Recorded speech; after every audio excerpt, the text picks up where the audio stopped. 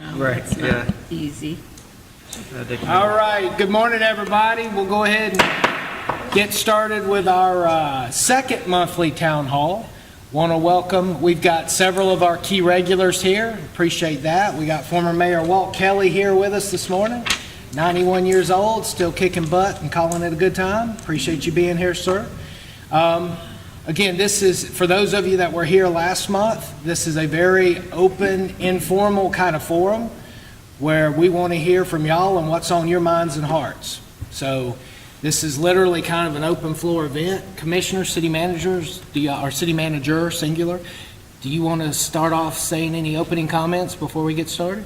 No, sir, but I will say that the town hall email that we've got, we have not received any messages via that.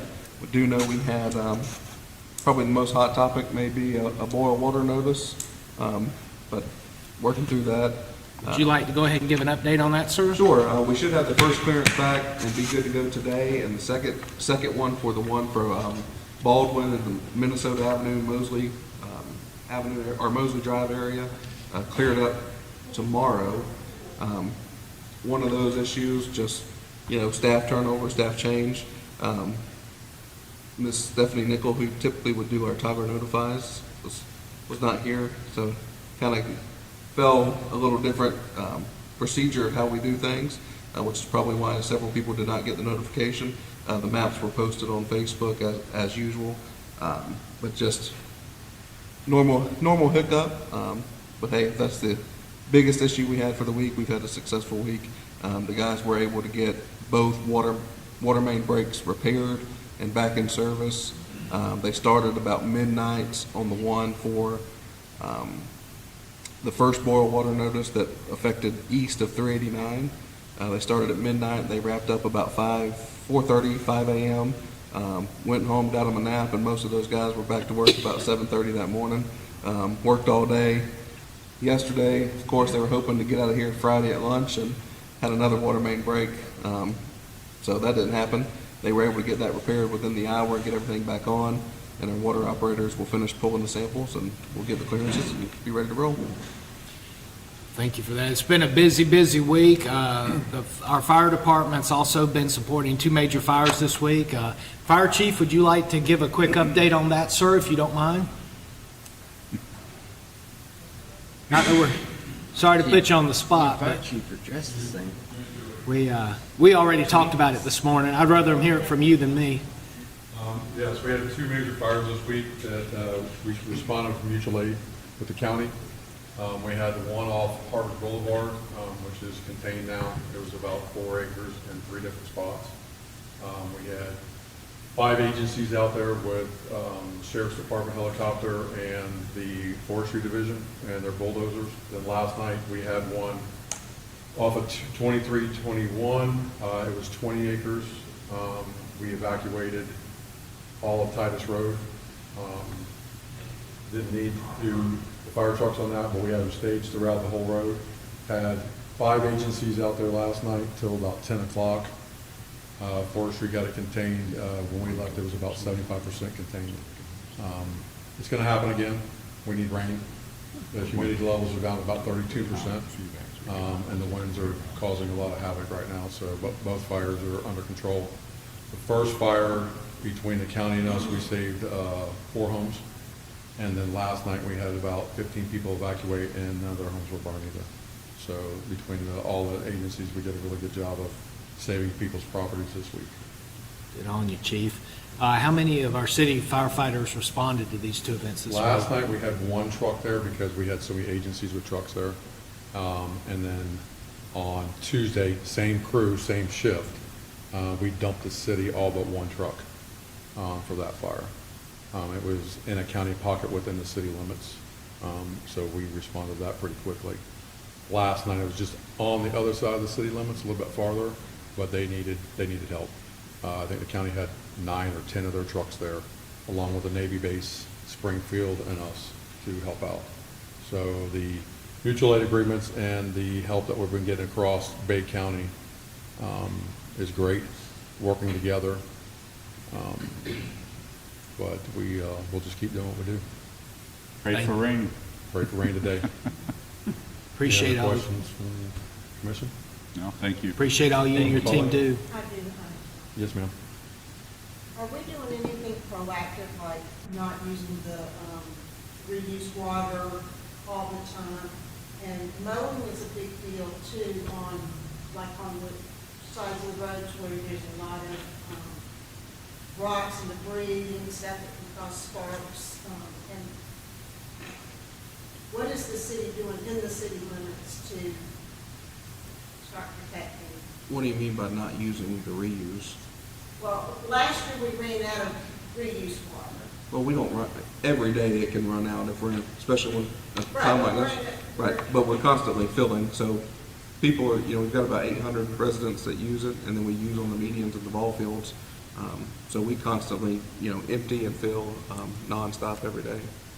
Okay, so we're using regular water then instead of, we're using irrigation water then? No, if they're a reuse customer, they only use reused water. If the reuse tank goes empty, then their irrigation doesn't work for the day until it gets filled back up. But how is it filling up is what I'm It's from the wastewater plant. asking. Okay, untreated, No, it's treated. okay. But when I water at my house, it's still the same thing, right? You're not on reused water, no ma'am. Oh, well, I just remember last year, the tank kind of ran dry. Well, it does that on a daily basis in times like this where people are trying to water their grass and water the sports But you field. can limit the times that they water the grass? We do, we've done that before if we ran into an issue, but we haven't ran into that issue so far this year. So the medians on 77 are getting water? Yes, ma'am. Okay. But the mowers and stuff on dry grass, but is sparking a fire. I mean, we're still having to mow. If it's one of those catch-22 things, if we don't mow, people call and say, how come you're letting the grass grow? And if we, But nothing's growing, I mean, like on our road, nothing's growing on our road. All dead. I'm talking about down. yeah, the if there's things not getting watered, then it's not growing for sure. Yeah. So, are y'all not mowing those kind of things? I mean, they only mow when it's growing for sure. I mean, if there's, the stormwater crews are out there with their bush axes mowing, whatever they are mowing, is ponds and ditches and right-of-ways. And then, the parks guys are mowing their normal, the parks and the right-of-ways and the medians. Is there anything that you would suggest in the city? Just know that we're on our burn ban. Be careful if you're, don't flick cigarettes outside your windows. Yeah, that's another. I like to flick them another. Just, even though that we're inside the city limits, we are under a burn ban, and just don't Give me do a it. cigarette. It's just- The biggest thing is, we need rain. Yeah. I mean, we can take all the measures You don't have to and put everything in place that we can, but some people are just gonna do whatever they wanna do. So all we can do is respond to the calls and do the best we can and get the information out to the people. Okay, so let's do some Facebook posts that maybe say don't, We can do a campaign at the fire department, and we can up our information starting on Monday. Yeah, I know all the things, but some people, Right. like you said, don't care. Now, we'll start pushing out more information. So we're under burn ban, but Lynn Havens is basically always under burn ban, Yes. correct? Yeah, but you're not supposed to burn our. No, we just reiterate what the county's doing, even though, all year long we're under a burn ban. Right. Can't burn within the city limits, but we just reiterate, it's, it's countywide, it's citywide, so we just keep putting that information out. Fire Chief, we appreciate you and your Thank you. team, sir. Yes, sir. Thank you. All right, so y'all got an update on the water issues we've had this week and the fire issues. What's on y'all's mind? Yes, sir. Good morning, Mr. Langford. Good morning. Thank you all again for doing this. I think, again, there's some new faces here, and we're able to see some and hear some new things. So we had a joint workshop on non-ad valorem assessment, and mind you, I'm coming to you today as Corey Langford, the citizen, not Corey Langford, the Charter Review Committee Chair. Well-dressed citizen. Thank you, I appreciate it. So one thing that I would ask you all, and I know it's on the agenda for this week, to continue discussing this from the commission perspective. when we had the joint workshop, there was a lot of things that we presented in section 6. There were, some of those things were long burn items. Some of those things were highly debatable items, and how we fund and what do we do with non-ad valorem assessments. Some of those things were easy kills as well, all right? And so I feel like that, you guys did a great job with taking the 7 items out of there. That's a start, okay? I wanted to present to you another one of those easy kill items, all right? We're just going to eat this elephant one bite at a time, okay? Let's don't try to eat the whole elephant. We tried to eat the whole elephant the other night at the workshop, okay? Here's an easy kill item that you all can do that will, number one, tell the citizens, hey, we're here to support you, we hear you, and we want to protect you, all right? Number two, it's not going to cost the city anything. It doesn't cost the city anything for you guys to do this, okay? What I'm talking about is limitation on annual increases of non-ad valorem assessments, okay? There's precedent already in place for fire assessment, non-ad valorem fire assessment. There's a process that's in place that says how much you can increase that every year, okay? So all I'm asking for is you to just use what's in place for the fire assessment and then just put it in place for the non-ad valorem assessment, okay?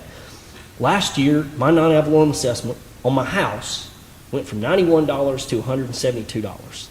That's not, $172 I don't have any problem paying that, okay? What I want to focus on is the 89% annual increase, all right? That's unrealistic, okay?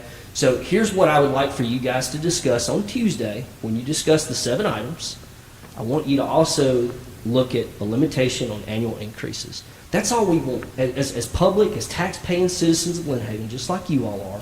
We just want you to tell us, hey, this is the amount that we're going to increase. We're capped at this increase every year, okay? You have to do it in ad valorem taxes. But right now, the citizens are bent over the barrel as far as how much you guys can increase our non-ad valorem assessments. What you're talking about, we changed the formula, did we not? Oh, We changed the calculation, we changed the formula. It created that differential, that variant, that variable increase for some people. And we did notify everybody. We had meetings, we had workshops, but you don't get the sticker shock till you see the difference. I get it, but we did. Sam put a lot of work into it. We called the consultants back in. I mean, we went through the best we could, and we restructured the tiers is what we did, right? And we notified everybody, but you don't see it until, oh my God, it's a big difference. I get it, and going forward, it shouldn't be that way in the system it's in now, because it ended up being a jump, and I mean, I'm not defending it, but it was just that it was a formula change. And we kind of had to go back to the drawing board. The city spent a little extra money because this was a year where you were just going to see the standard increase, and it wasn't. So, that's all I can say about that. Just in no defense other than the formula was changed. So we kind of went 2 steps backwards, and redid the rules, so to speak, and it did create a little bit of it's painful, I know. I mean, I own 2 properties, I pay my taxes, and there's people that don't, but then, because, and then they still have to pay the non-ad valorem. And it's painful to folks, I get it, man. I see it every day, I see less people in my restaurant. They're tightening their belts. I see more to-goes. It's just one of these things that we got to watch. We got to be mindful of it. So. Yep, and I appreciate that. And what this is going to do is prevent that from happening in the future. Yep. And it's one thing to say, we told everybody. Yeah. It's another thing to say, lock in on no more increases. Just meet us halfway. That's all we're asking for. Give us something that Now, there's that we can built-in shoot for. increases within the system of this non-ad valorem tier program, right? Is it fully mature, the non-ad valorem tier process now? Is it going up year by year, or do we vote on that I every mean, year? you have to vote on it every year, But but is it? that is, so we've been trying to get that for 5 years so that if we had stuck to the original intent, this would be year 5 and we would be at our first break even. That did not happen, so we've been playing catch up every year because it didn't happen. So if we continue on the process that you all approved last year, then yes, it will have a slight increase every year instead of having the significant increase like Mr. Langford's referring to. I'll say What's the this, I'm biting at percentage? the bit, trying not to say anything because, yeah, I got it. So, I think it was like February, March of last year. I had a presentation. I figured it would, I'm not saying all my ideas was exactly what we need to do, but I figured it would spark conversation, and it did nothing. It just went to the wayside. And I even mentioned that. We go to 4 tiers. What you just said is exactly what's going to happen, and that's what happened. And I'll just leave it at that. Commissioner Tender, you had a question? I was just going to ask, what percentage is it being raised a particular percentage every year? It's what all you all vote on. Okay, what percentage did it go up last year? I don't remember. Well, it depends on It wasn't a depends. percentage, it was a whole tier process that changed. 89%. Mine was 100% increase, from 174 to 350. So there wasn't a set percentage increase, it was the tiers changing. What did yours go up, Gary? What's that? What percentage did yours go up? I don't have a percentage, but it jumped over $100. Yeah, mine too. Well, and can I say something that has nothing to do with this, but I want to say it before I forget it? Thank you, Jamie. I just found out from Chris the other day that darn water thing we had to put in at almost $1,000, we have to pay for that every year. I had no idea, thank you, that we had to pay every year to have it inspected, forever and ever. That's the state rule. Yeah, see, that's crazy. Backflow preventer is what you're talking about. Yeah. Every 2 years. Commercial is every year is what she's referring to. Yeah. But your point's well taken. Thank you. No, thank Appreciate it. you. Yes, sir. Come on up, Gary. You look like you're doing better. Doing much better. Glad to see you. I guess you could call me Corey Jr. I'm going to talk about the same thing. Yeah. You got better hairdo than I do. Between the hair and the beard, though, it's a great combination. Yeah, there you go. There you go. Damn. Last time I brought that up, but I went back and I watched the strategy meeting that you all had, and I really appreciate that meeting because that enlightened me a lot on the stormwater issues. I didn't realize the magnitude of that we have here in Lynn Haven. So that was great information, and I apologize if my comments might have struck a bad note with anybody, but I understand it better now. But where did Pat go? Get back to He's the getting coffee. Give him food. Oh, You mentioned that everybody was notified last year of this increase. I didn't get a notification. How was we notified? So Stantec sent out, anytime we change the process, Uh-huh. we have to send out a letter. So in your, the form that comes from the tax collector, Uh-huh. it goes out like that. So every household or every parcel gets that notification via mail. From the tax collector? Yes, sir. Yeah. Somehow I missed that. Yeah, it was probably on the trim notice. Yeah. So, that trim notice we get every year? Yeah. And it's not just ours, it's the schools, the county. The one I all put in that. the shredder? Yes. Yeah, that's probably why you didn't see So, it. and in your defense, many people don't look at it. No, They- I and they- do. I saw it. So, okay, Yeah, thanks. so that- I didn't that's how know. it's- That's how it's notified. My notification was when I got my tax bill. No, what Mine is it? too. Yeah. So anyway, I appreciate, do we know what it's going to be this year? What percentage we're even We haven't considering? got to that conversation yet, but I mean, if it's if we stick to the plan, I mean, the commission still has to vote on it, but there will be an increase. But no, I don't have a percentage. Well, I got a lot of money buried in my backyard, but I'm running out. What's your address? You know. You know. The other thing is, your debris operator, I just can't say good enough about that person. I don't know how new they are, but this person is, as a younger person, I tell you what, they act like they've operated this thing all their life. I mean, the way they operate that boom is just incredible to watch. And not only do they pick up your debris, as if that boom, that bucket can't get it all, they get off the truck and they pick it up. And they throw it in the back, and I've never seen that done before. So I'd just like to say thank you, commend them, whoever it is, for our area. I'm on Inverness Road, 1404. They get notified. Yeah, they're doing a really great job, and I just want to bring that up. So thank you all again for doing this. I appreciate your time. It's very helpful. Thank you. Gary, thank you, buddy. And Gary and I, for those of you that don't know, we served at the Pentagon together, what, 25 years ago? Yeah, something like that. It's been a minute, but yeah. Seems like yesterday. It does. But thank you, sir. Appreciate your engagement. What you and Mr. Langford both spoke on is the non-ad valorem, the stormwater tax. For those of you that watched the strategy meeting we had, you'll see that we had very lively discussions between, and they were respectful, but they could be terse and tense. We have some fundamental philosophical differences. Everybody recognizes we live at sea level, right? Give or take. We're always going to have these drainage issues. And for a long time, it was expensive to do to begin with.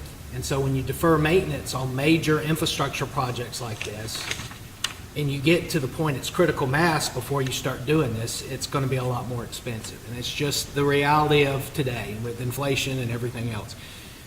We all recognize the need for stormwater, but how we properly fund that, that's where it gets kind of hairy, right? Because everybody's kind of got a different view and, take. But we'll figure it out. We got folks like y'all, you and Corey especially. I really appreciate the inputs and the thoughts and the, hey, why are y'all doing it like this? Have you considered this? Because we're 5 people that love Lynn Haven, but we're 5 people. So the better ideas that we can get and mix in, we can consider it, and hopefully we come up with the best recipe possible at the end of the day. So, thank y'all for that. What else y'all got? I know the Bashirs have things. Johnny, you're quiet this morning, man. Don't couldn't speak. Oh.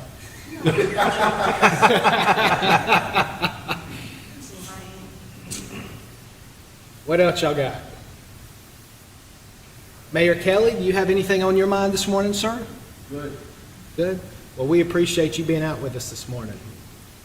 Kind of cool to have you here with us in the auditorium named after you for your 18 years of mayor service and 4 as a commissioner, right? 22 years of service? 23 years. Wow. Thank you, sir. I have a good group of people, too. You did. They're the one called my name to be up here. And 22 years of military service before that, right? Was it 22? 24 years. 24. 10 days. Not that you were counting. That's awesome. Yes, ma'am. Come on up. Good morning. I've already enjoyed the pickleball courts this morning. Thank you very much. I've already told everybody we need a bathroom too, but I don't ever know if I win or not, but I had a great time. I wanted to, talking about the property tax, and I don't want to totally misinform anyone, but I think there might be some of you that either owned a home in Florida and now you have purchased another home anywhere in Florida. I'm a realtor and I just recently learned about this. If you look on your trim notice or the property appraiser site, go down to the bottom under your homestead, there's a line that says save our home. That's a portability that you are allowed to take with you from one Florida homestead house to your next Florida homestead house. So even if you move within the county, as long as you move within the state and you claim it within 3 years. And the simpler form of it is when you buy your house, the taxes can only go up 3% a year, your property tax. But the value of your house may go up a lot more than that. The difference is your portability. you can take that difference with you to your next house and reduce your property taxes. So if you know anyone that has moved in Florida within 3 years, they can go and apply for that. But after 3 years, it's too late. And it goes up and down every year, but it may be helpful for people that are really looking at their, sorry if you didn't know. That's good Yeah. information. I didn't That's know that huge. either. Thank you, ma'am. One other thing on the whole stormwater thing, in the background of this is a state-level issue that is well beyond the control and span of the Lynn Haven City Commission and the city of Lynn Haven, and that is the governor's initiative to do away with ad valorem taxes for homesteads. I actually watched an interview that he did yesterday as well on this. So he and the state legislature are not on the same page yet. We all talked, we went up and visited in late January with our delegation from Bay County as well as other key leaders across the state, and the Senate and the House aren't even on the same bill, on the same page yet. And they want to take the governor's lead, but they also have a lot of ideas. They had like 10 different bills at one point in the state House, and the state Senate had not moved yet. They were taking more of a saucer cooler, or let's wait and see what happens approach. But at the end of the day, a special session is coming up here very soon. The governor's already called, and they're going to be dealing with this. And hopefully, the two houses of the state legislature and the governor can come together and figure something out. Everyone tends to agree that for the grandmas and grandpas that have been paid pretty much their whole life, when you hit a certain age, grandma and grandpa's paid enough taxes. Let's give them a break, right? But beyond that, it's a big question mark, because everyone recognizes there are no free lunches. And if you take away the non-ad valorems, how are you funding police, fire, your core city services? South Florida does that in a lot of places with user fees, as well as the non-ad valorems. So those are, if you take the main millage rate ad valorem out of the city or the local municipality's quiver, that's all that's left. And you still have to fund certain things. So at a point, you're robbing Peter to pay Paul, right? You're still getting taxed, but now instead of ad valorem, it's not ad valorems, or it's user fees and all of that. So there's this big question mark. And so as we discuss stormwater, being very mindful of the fact we don't know what ad valorem versus non-ad valorem versus user fees are going to look like statewide yet. And even when the state legislature and the governor agrees on what's going to go before the voters this fall on a referendum, it has to get 60% to pass constitutional muster. If that doesn't happen, that proposal is dead. So a lot of unknowns yet. And unfortunately, our budget process this year is going to happen while all of this is playing out at the state level. So that's the other big question mark, or the 800-pound gorilla in the room we're trying to wrestle with as well. So regardless of how we do this, I figured I'd throw that out as well. For those of you that might not be following state level politics, it's a big thing, statewide, with municipalities across the board. Yes, ma'am. The good news is the citizens don't support it. I listened to a Tallahassee legislature report, and most citizens do not support doing away with property taxes. You think it'll? Like I think it's Put it on the high, ballot, see like what 85%. I Because they haven't- know that because they know their services will suffer. So I haven't seen that, but I've seen 3 or 4 statewide polls by reputable polling companies that typically do like the statewide races, and they've pegged the support for this once the voters find out that they could lose their local services, fire, police, rescue, or the taxes would be paid other ways, but they'd still have to pay the same stuff. Approval of this initiative falls to like 52 to 54%, so below the 60% threshold. So who knows? But a poll is a poll, right? So. Yeah. And campaigning for that hasn't even really started yet, either way. I think the information is getting out that it will, you may not have police, or you may not have fire, or some of those other things that are so important to citizens, toilet flushing, that kind of stuff. I think when they get good information out, I think the citizens will not support it. You can't do away with one funding source and expect to either, one, not lose services or not pay it somewhere else. Yeah, so this is the way I look at it from when we went to Tallahassee and stuff I've been researching online, and talking with some other people, is if this happens, there'll be a tax shift. It's a matter of where will that tax shift happen? And the only way that I see this being beneficial for Floridians is if somehow you can shift, the tax shift goes to people that don't live in our local area, you know, like people that come and visit us. If you can shift it that way somehow and still be able to provide all those city services and bring in the revenue that you need, it could be beneficial. How does that formula work out? I have no idea. I have no idea. But this is what I'm worried about.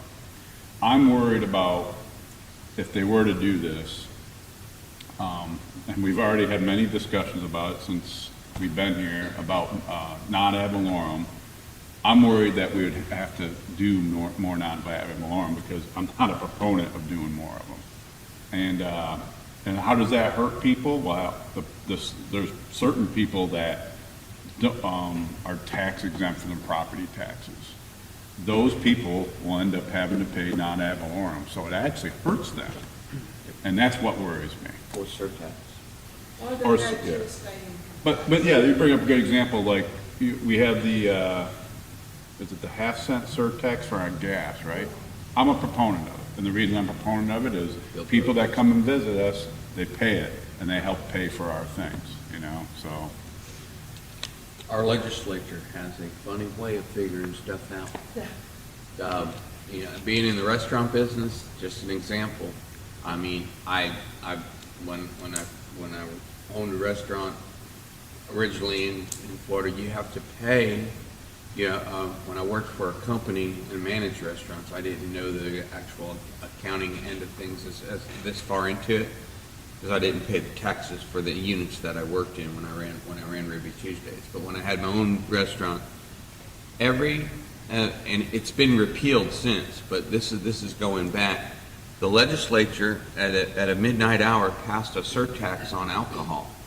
So as you purchased beer and wine and paid your taxes, and bought it, there was an additional surtax on the quantity of alcohol, and you had to pay that like monthly, like a sales tax.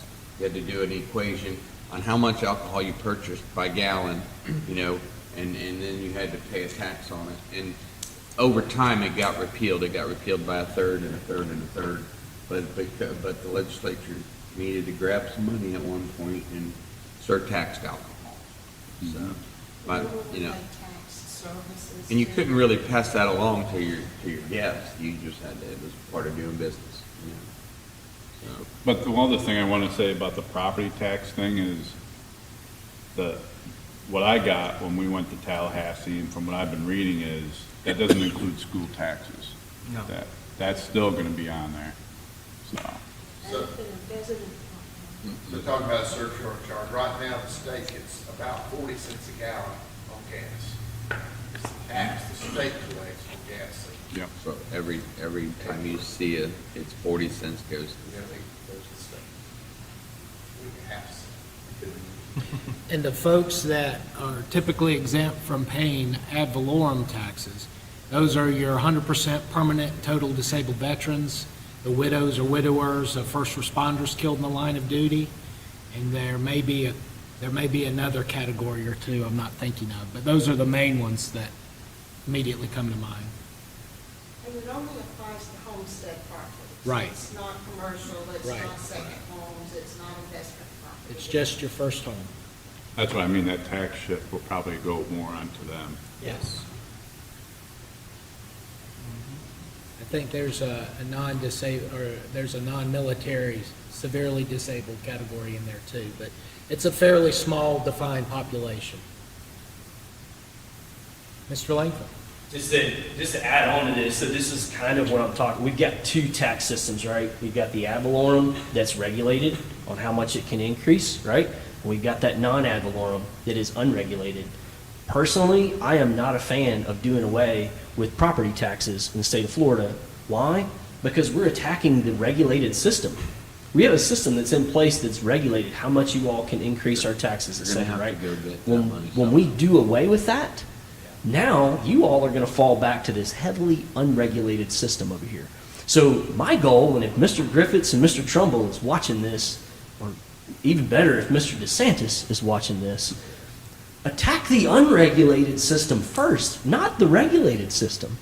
Because what it's going to do, if you do away with the regulated system, it's going to create a vacuum for municipalities, et cetera, to go to that I talked about us being bent over the barrel before. We're really going to be bent over the barrel now.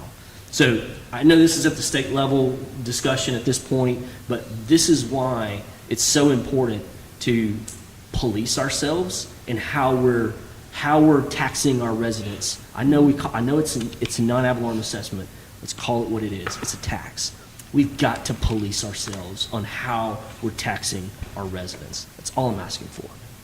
I will say I'm a fan of regulating it, but at the same time it is regulated because we have to vote on it every year. So that's why you vote for us. You know what I'm saying? So that's why we, yeah. But yes, I would be a big fan of what you're saying, where it's regulated to a certain amount per year. I do think it's important to note that that 89% increase is, like Pat Perno said, that it is not going to happen this year. It can't happen because we're not shifting the tiers. It was more of the tier 1 homes, a lot of the tier 1 homes went to tier 2 because the tier 1 section was severely underfunded. The idea was that you rip the Band-Aid off now so you don't have to do that in the future because stormwater is underfunded. But yeah, big fan of what you're saying. Because, like I've said to you before, I don't like the non-ad valorem to begin with. So if we can fix it, let's fix it. I just don't know the 100% solution yet. Because, I mean, we've seen that the stormwater has gone down quite a bit with it. I'm not a fan of non-ad valorems. I never will be. But we got to find the right solution. So I do appreciate you and the Charter Review Committee taking a long look at it. Because, I mean, it is important, and I greatly appreciate it. Hopefully we can find a solution because, yeah, like we've talked about it, but my intent when looking at the formula was that I don't like non-ad valorem, never have, but if it's going to be here, let's make sure the formula is correct. And the formula was wrong. Just mathematically, it didn't make sense. So it was fixing the formula so if we continue with it, it'll be more fair across the board based on square footage because that's what it should be anyways, but can't get the backing for the square footage thing, so we're stuck with the tier system, so let's fix the tiers.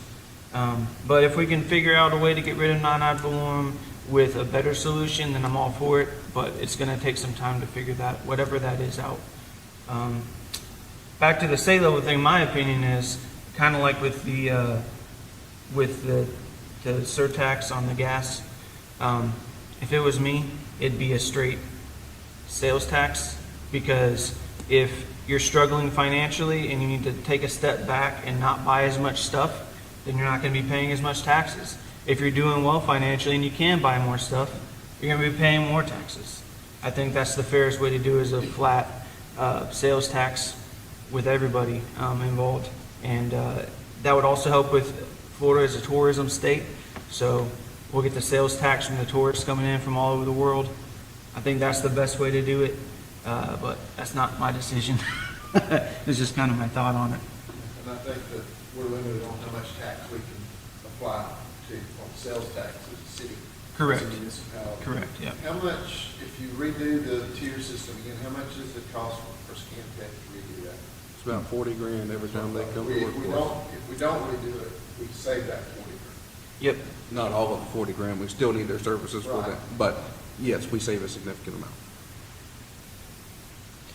And when this kind of goes back to the whole stormwater, the ad valorem versus non-ad valorem, but philosophically, stormwater is going to be a part of us ad nauseum going forward. Even after we're all dead and gone, our kids, our grandkids, our great-grandkids, it's as core as fire and police services here, realistically, right?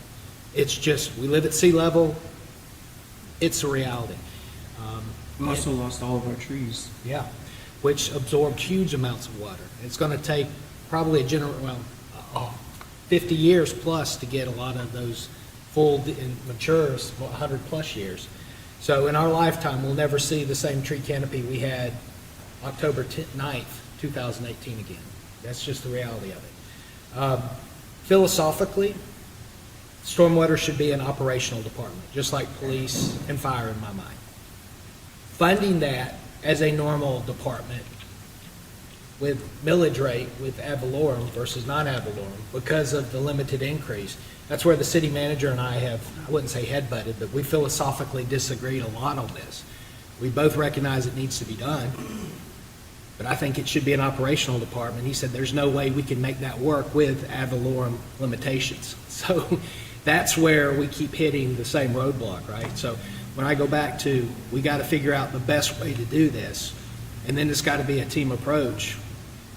It may be one of these things where none of us get what exactly we want or what we think should happen, but we all come together, we all respectfully, we do our due diligence research discussion, and we come up with a meet-in-the-middle approach. That's democracy in action, right?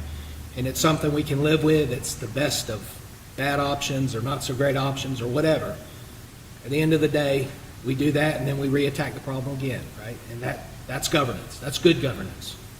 So that's what we're going to try to do. And I couldn't tell you, I don't think any of us could. I don't have an 8-ball with me, but I couldn't tell you how this will all shake out, especially with the state-level referendum on taxes and all. But hopefully by next year, once that's done in November, we'll have a much clearer sight picture for the shorter, longer term, the next 3 to 5 years. So we'll see.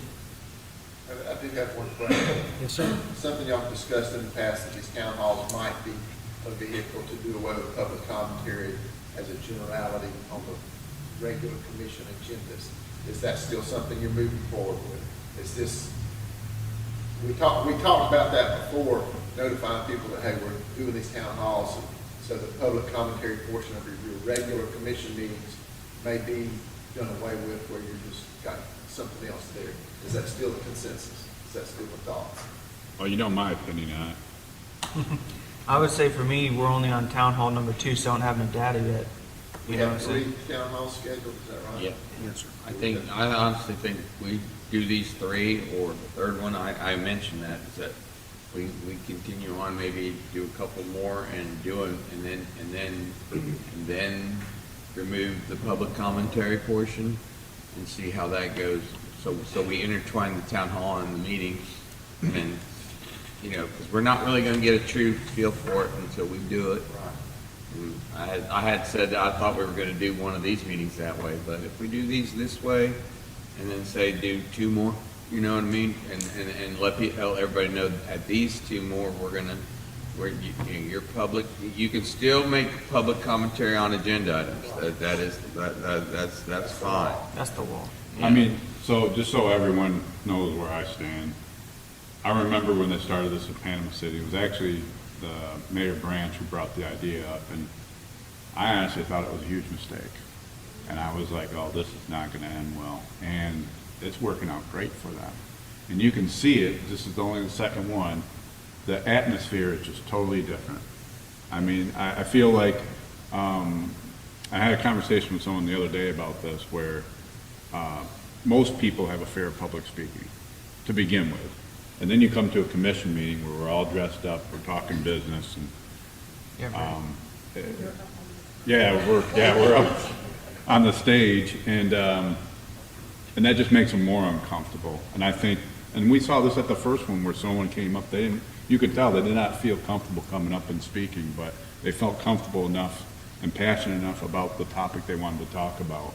And that really was what I was wanting to make it into, and I feel really confident it's going to work. And so, yeah, I think the atmosphere is just totally different, and because you're trying to mix business with just having a discussion, and it doesn't mix. So that's where I'm at with it.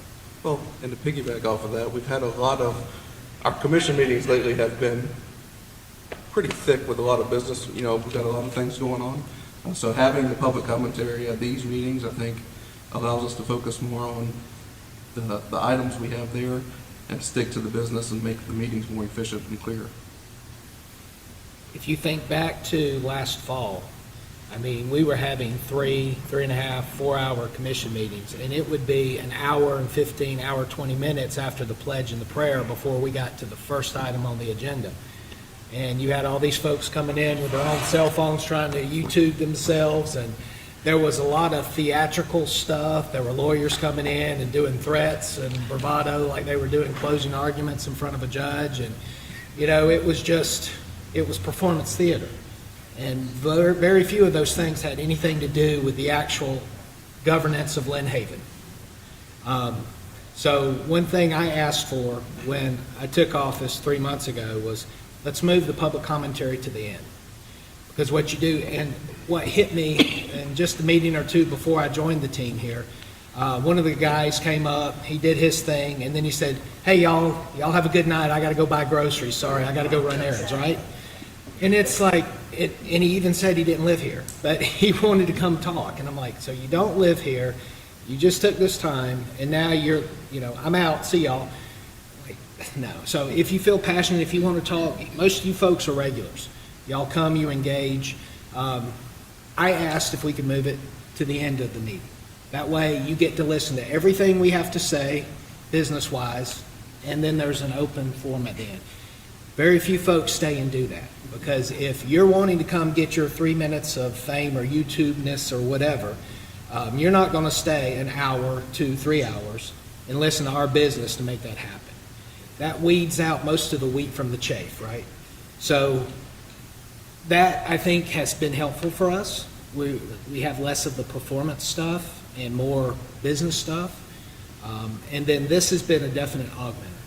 But personally, I like having the open public commentary at the end, as long as it's respectful. And the stuff that we've been getting as of late, it's genuine stuff. I mean, it's not just out there stuff that really doesn't apply to us, where we're giving somebody a public performance soapbox.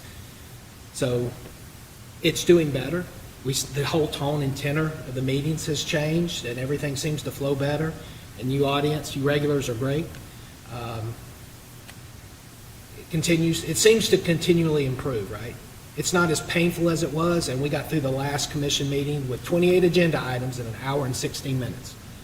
That was a record. So I think we're getting in a better groove. I think we just need to pull the Band-Aid. Yes, ma'am. Come on up. I'm not good at speaking on those things, so I just wanted to get one.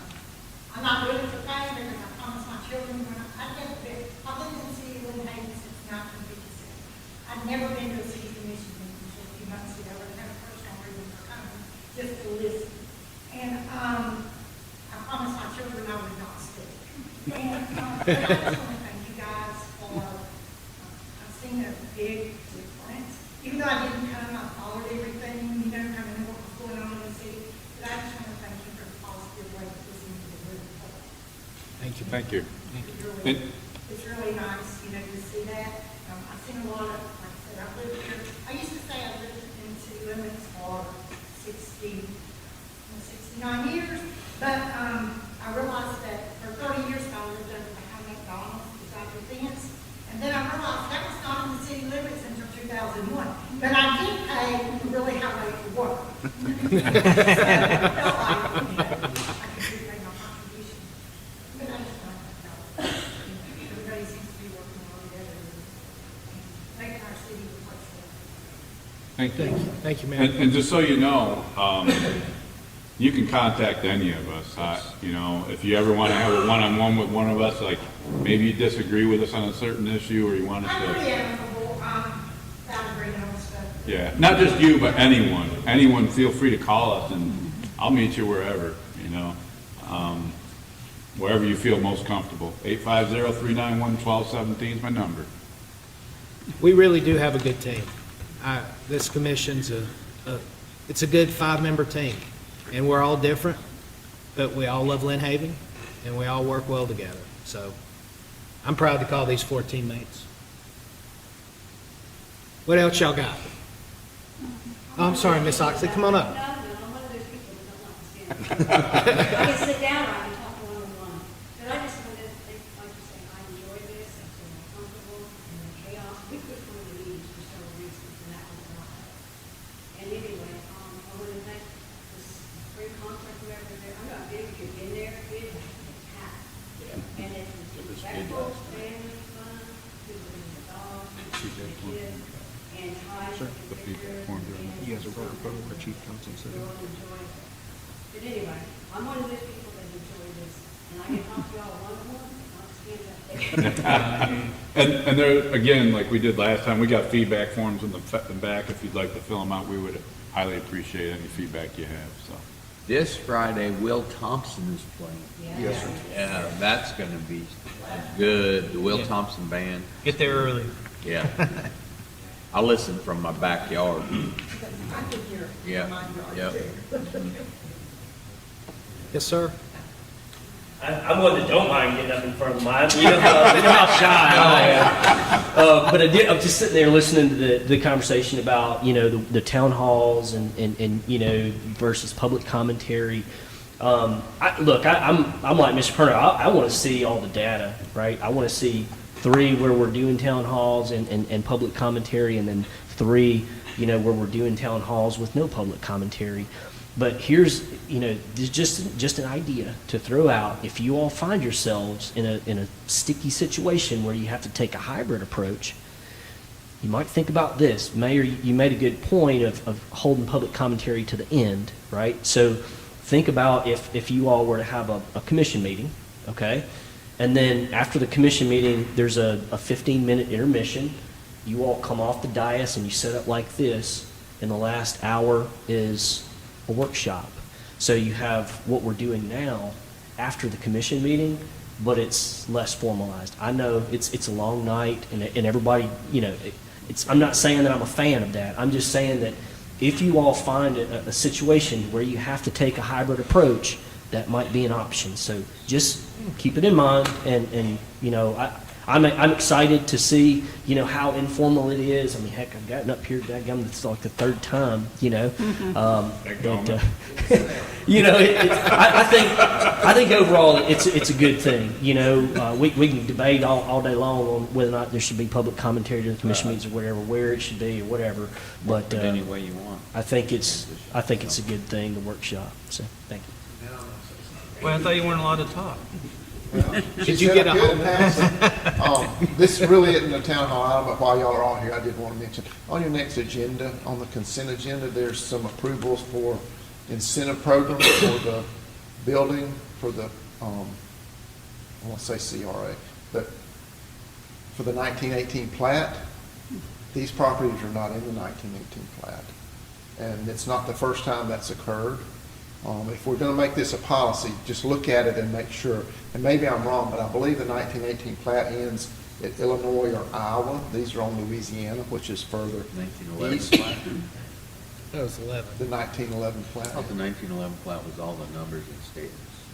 No, No? Like we're on Louisiana. Yeah, we're yeah. not in the, 1918 plat. 1911. Okay. Just something to look at and be aware of, because if you look at the rules, it says it's got to be in the plat, and I think that plat ends before it gets there. General Lynn developed I St. think Cloud, Chris is Florida. looking at it. St. Cloud and it's just outside of Melbourne. Same streets. And maybe it's a CRA, maybe, but So like as a kid, we played St. it's Cloud. always, no, we're in the 1918 Lenny was plat. trying to be It's the familiar. CRA, it's the CRA program, but it's the 1918 plat, so it's probably, I'm probably. General Lynn developed both of them. Still important to check it out, though.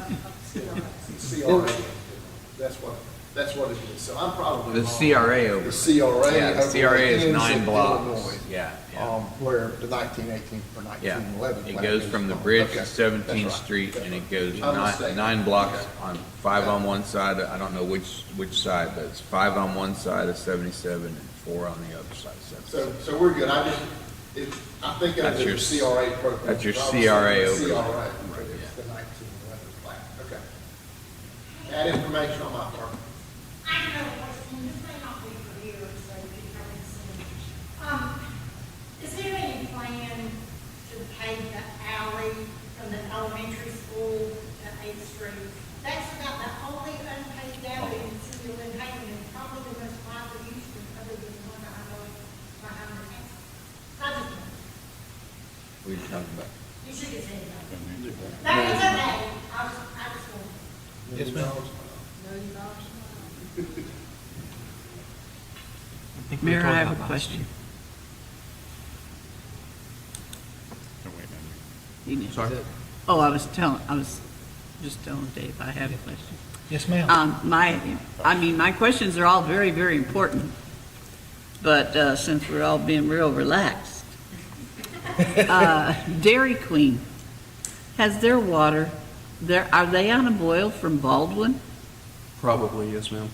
How far up does it go, do you know? The boil water notice, let me pull my map up here. Because didn't it break at Baldwin by the doctor's office? So it did. However, whenever they turned valves off, it shut more than anticipated. Okay. Bad Only as because you built. can't get tea there, just so you all know. Can't get tea at Dairy Queen. So the one from yesterday includes down 77, from Baldwin up 77.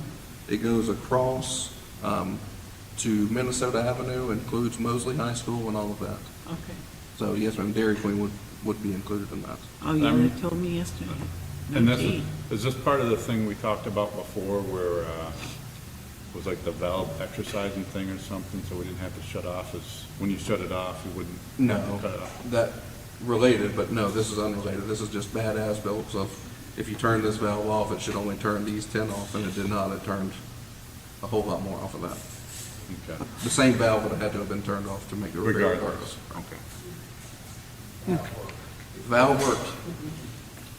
It's just connected to a lot of stuff. It is connected to a lot of stuff, yes, sir. Well, the first town hall we had about 30 folks participating.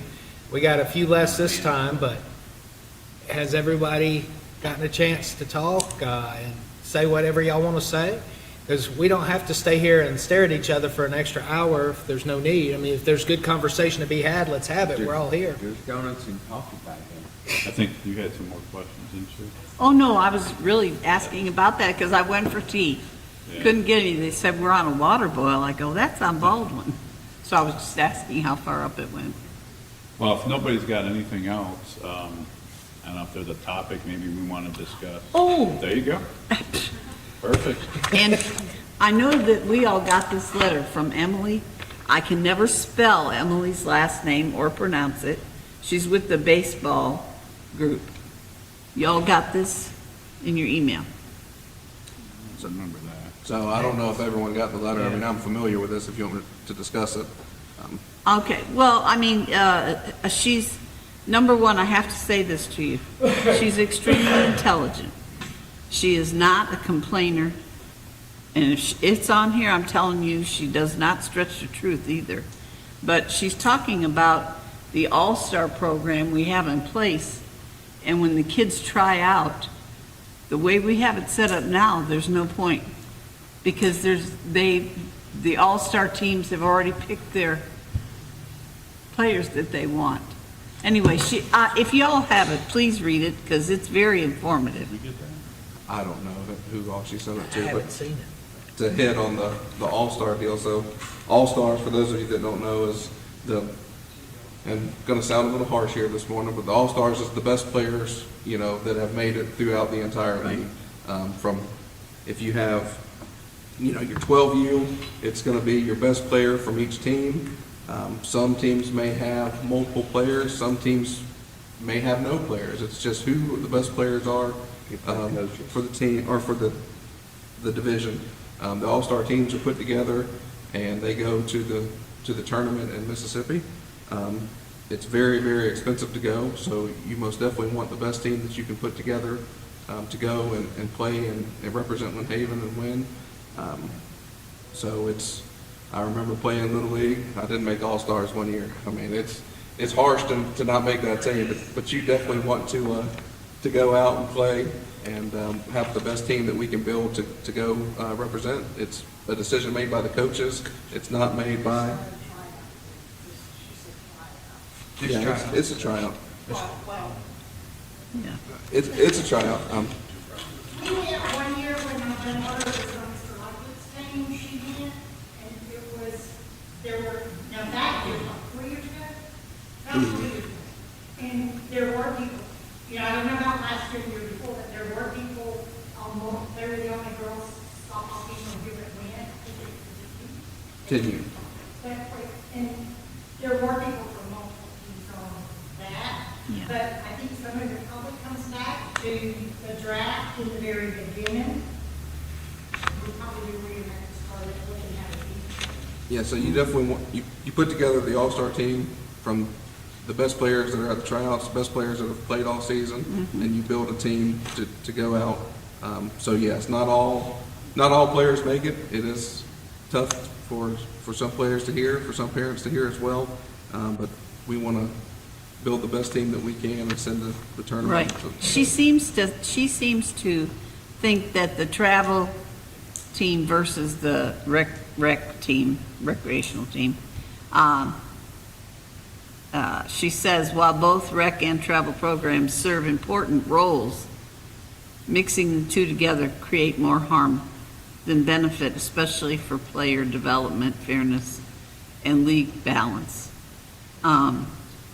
Anyway, I hope you will get it, because she sent it to me, and I said, now, you're sending this to everybody, right? She said, yes. So maybe she's waiting to send it before Tuesday. Yeah, I need to check my junk mail. Okay. A lot of players are playing better. Yeah. Oh, really? Yeah, Travel and? there are, I know,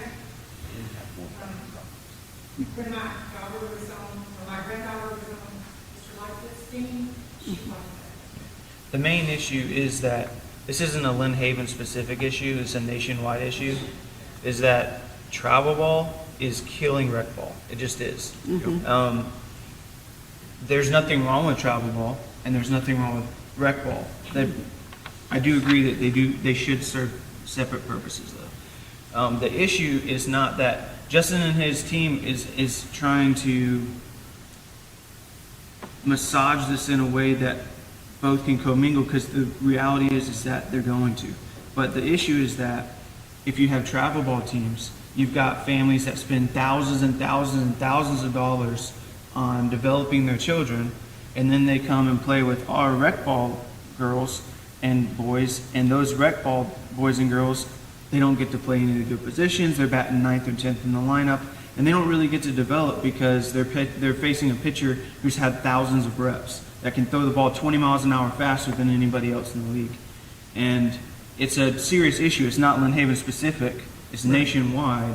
And we're trying to, I've talked to Emily, I've talked to Justin. Yeah, we're trying to figure out a way to modify it to where we can, to where that doesn't happen. It really, once you get past like 10 years old, the travel ball players kind of disappear because they're playing middle school ball. So it's really like this, and I think that's why this letter exists, really, is because there's like this, from about 7 to about 10 years old, there's like this area where like the travel ball teams just come in and they just destroy everybody. And it's not even close. And the reality is that like their citizens, if they're allowed to play, they are. They're allowed to play. So we can't just sit here and be like, no travel ball players. That's not right. But there is a way we can hopefully modify it to where, as Justin said in our strategic planning meeting, we've reached our numbers, and they've done an excellent job of doing that. Now Justin's goal is to maintain. So I think the goal here really should be, it's not even the commission's role really. I'm saying as like citizens, if we can find a way to help the sports team maintain, and this may be one of those ways that we can come up with ideas to help Justin. I don't think we should ever be anti-Justin because he's doing a fantastic job, but Justin's very open to listening to ideas. So if there's any ideas anyone has that can help maintain the numbers, because the reality is that there's other parks that are opening up. Southport's opening back up. The county has fields. Like we are the best sports program in the county, and we want to keep it that way. And there are, just suggestions. I don't know, but I think I just wanted to point out that the travel ball thing is nationwide. I have family members that do travel ball, and I love going to their tournaments. I'm not anti-travel ball, but also there are ways we can I don't know, help the kids that can't afford to play travel ball or don't have the time to play travel ball to actually show up and actually develop. But It anyways, sounds to me like travel ball is more about trying to improve and better yourself, where the other one's more about competition. Other way around. travel ball is highly competitive. You're paying thousands and thousands of dollars to travel all over the region to play. Some teams play like 12 games in a weekend. And you got girls that are 10 years old that are pitching the ball 65 miles an hour. That did not happen 20 years ago. Mr. Lafayette, you're going to tell me to sit down and be quiet, but I will tell you at, South Haven, even though they go by the visiting rules, it's not very long. So, and that's, When we went that year, it was the first time we had been in several years, and wow. is all Yeah. I can say. We were not prepared for the level, I mean, I'm not gonna say prepared, we were shocked at the level of competition. And I'm not advocating either way, I'm just saying Right. that's, my daughter didn't know that's what we were really for. And, I mean, she knew what they were going, but we had no idea the level of competition that those girls were going against. Well, Emily is a coach, I guess, and what he just described is almost, he could have written this letter, just about, but she's a coach and her daughter plays. And I know that Emily's been in the program for many, many years. And You got so she's just trying to kind of even it out So, with ideas. sorry.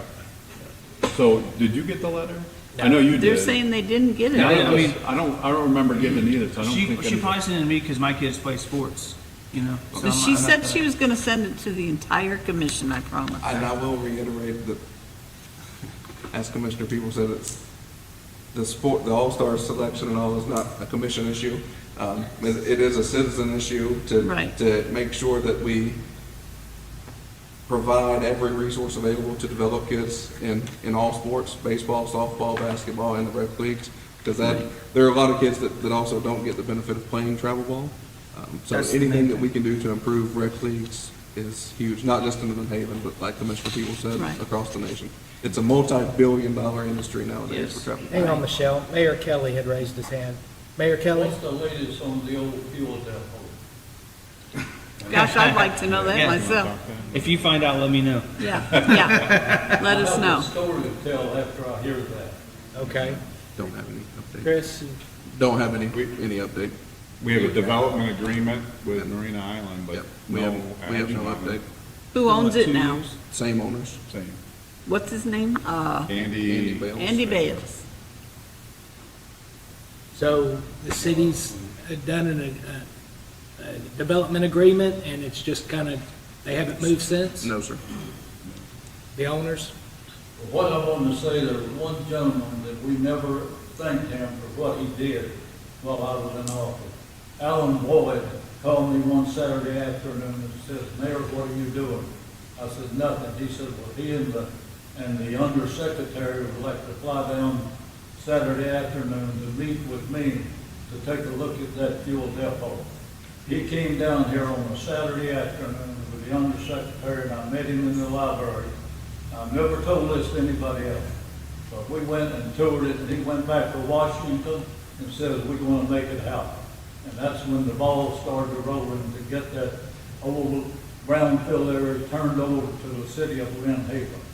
And he needs to have a letter even to this day to say thank you. Yes, sir. That's cool. We can certainly address that. And thank you for telling us, sincerely. And thank you for helping work that issue.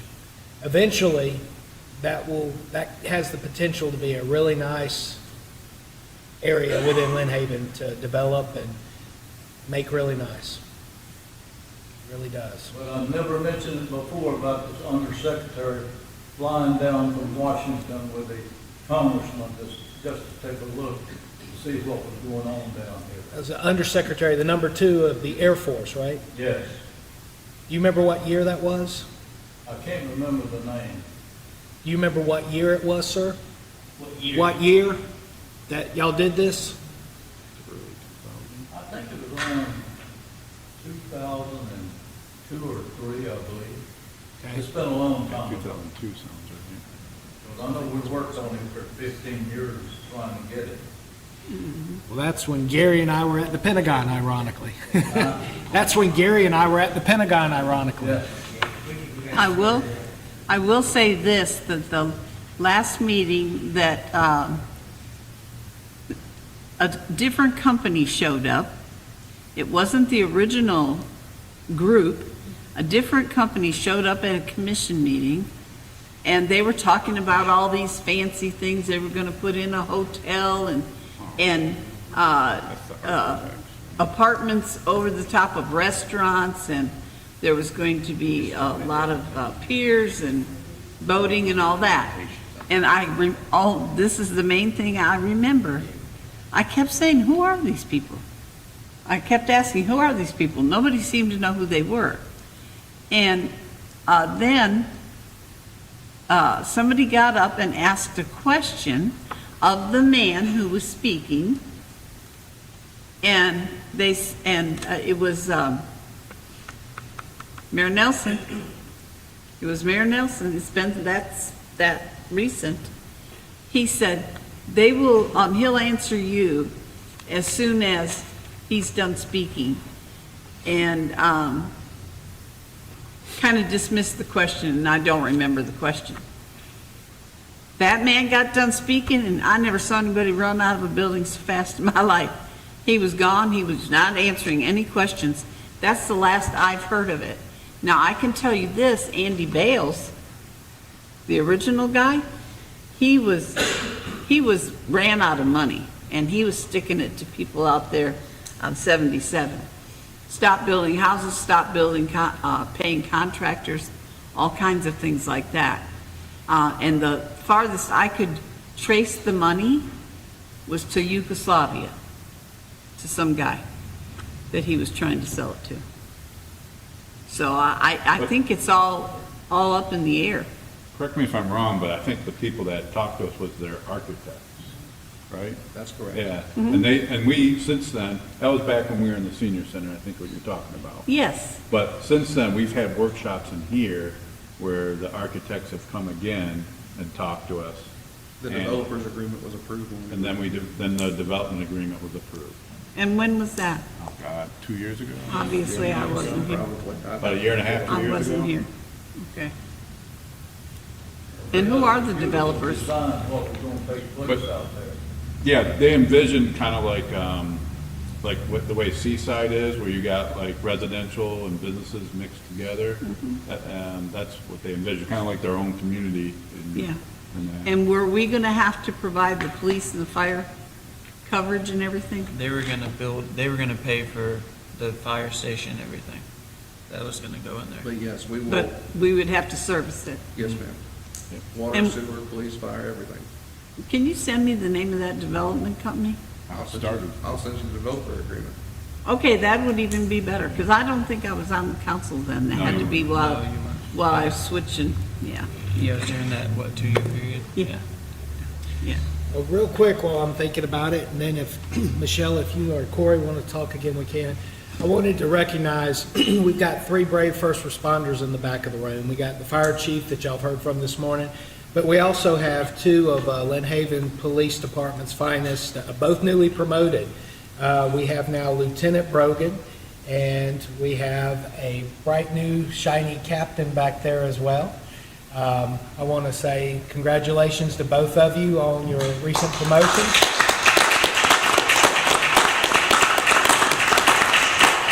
We appreciate,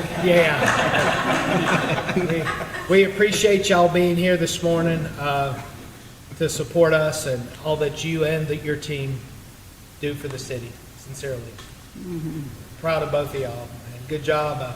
The butter bars look good on you, Brogan. The double bars look even better, but congratulations to both of you. Yeah. I have one more. Oh, Yes, go ma'am. ahead. No? I had somebody just text me.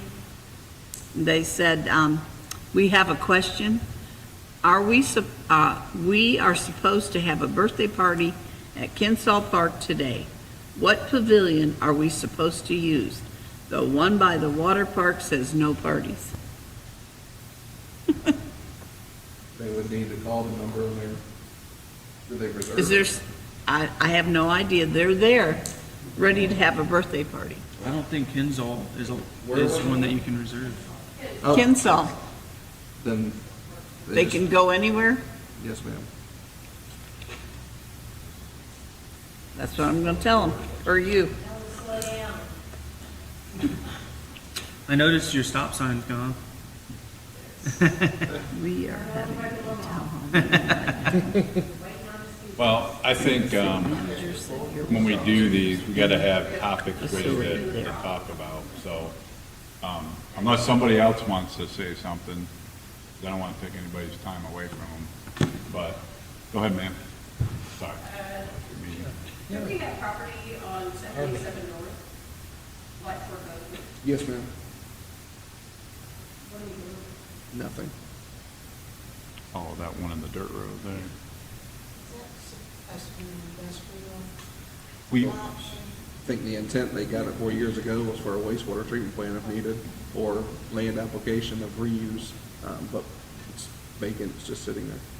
Didn't we rent that out or lease it out at one time? We did, it did not work out. They were gonna put the asphalt plant there.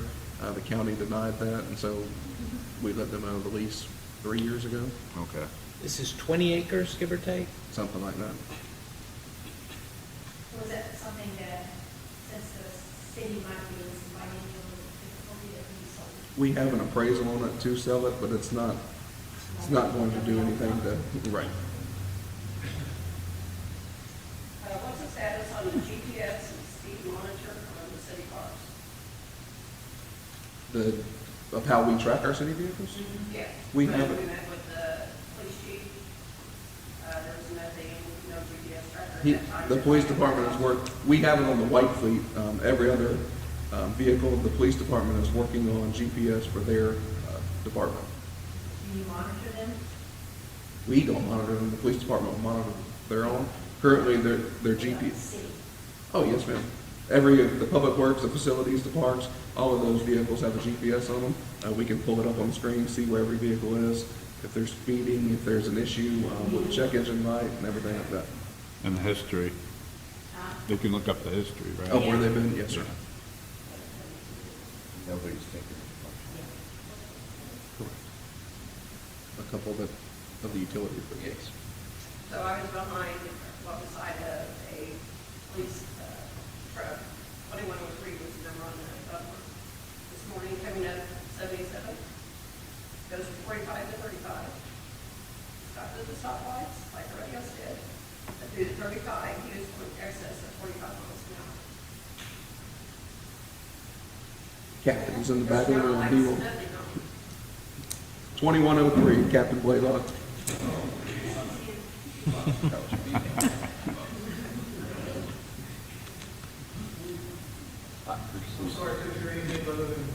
Unit 2103. This morning, when I was coming to the meeting, it came from 45 to 35. I decided to let him replace the truck. And he was at 140 when we passed 390, this was excess of 45 miles an hour. But he did not slow down from the 45 to the 35. We continued 45 miles an hour. Well, I'll check and see, you need to respond to calls are not the license sirens things.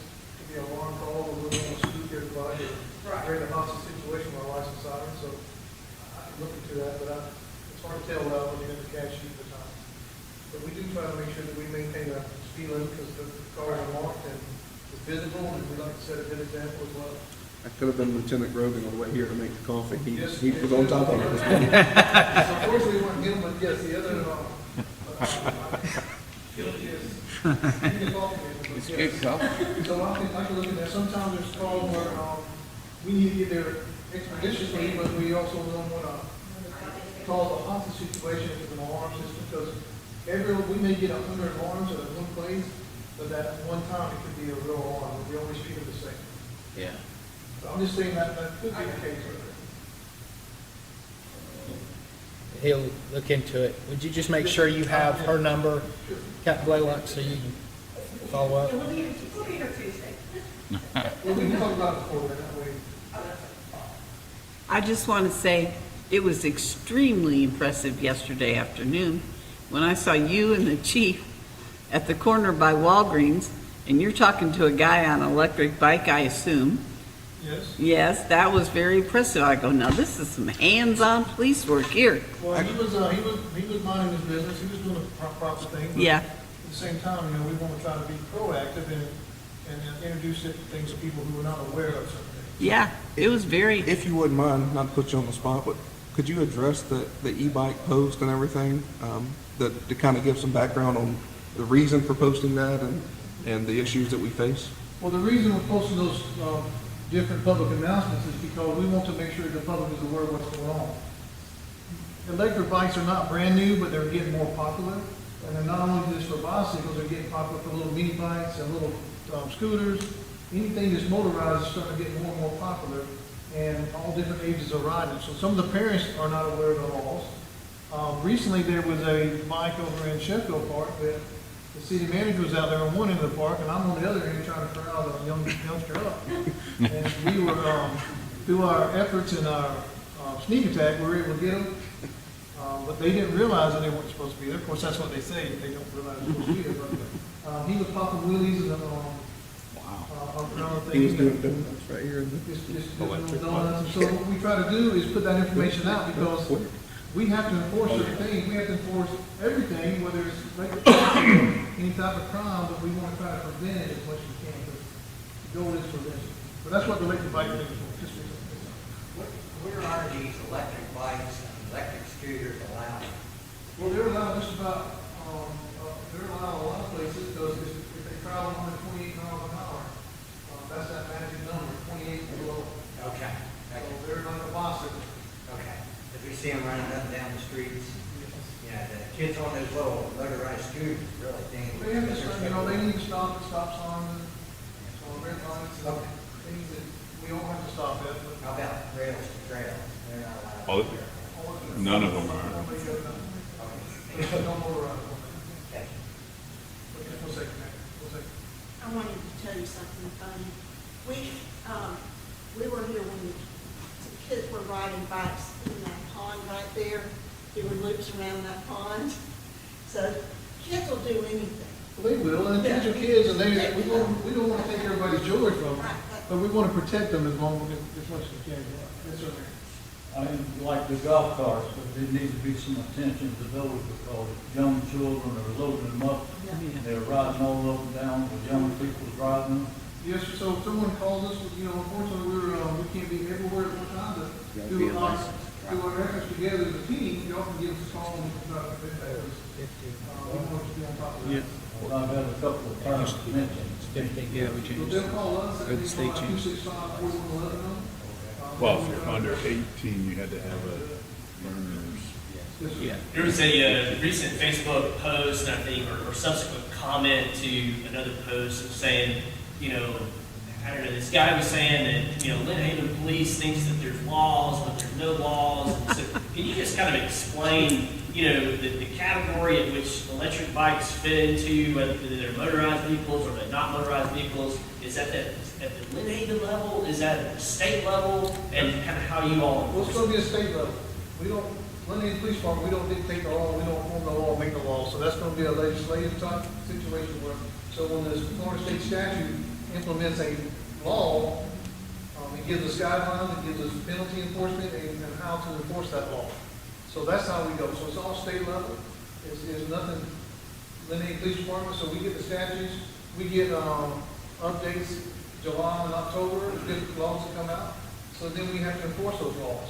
A lot of times we get them first, we want to educate people as much as possible with warnings, as much as possible. Then, you know, if they're very reckless or, you know, endangering other people, of course, you know, the warning may not be there. But if we get warned ahead of time, that's what we don't make the law. Can you explain how e-bikes fit into the Florida legislative laws and how that's enforced in Lynn Haven? Well, I mean, I can't tell you about all the legislative portion of it, but I can tell you that e-bikes are anything 28 below is kind of like a bicycle, which is motorized.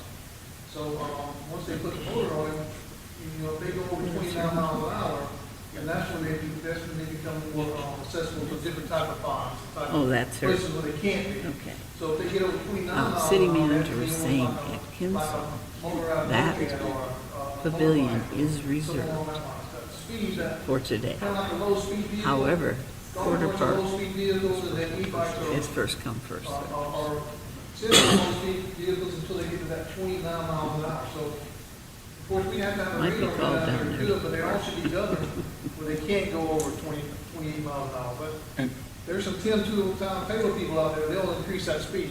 Yeah, and that was one of the questions someone told me, is like, how do they know they're going 28 miles an hour? And I jokingly told them, I said, well, when they go through the academy, they calibrate their eyes like how fast they're going. But one of the things I read, though, is when they manufacture electric bikes, there's 3 different classifications depending on their speed. I don't remember the first 2, but the third one is if it's above 28 miles an hour, and I think that's where they got the 28 miles an hour from, because there's like some type of label on there to show if There they're is. category 3 Even or... like, you know, you get the 49 cc's and you got the different cc's classified as motorcycles. Yeah. And that's how they're doing these motorized bikes, these electric bikes. Right. That classification. So will some go more than 28 miles an hour? We'll see.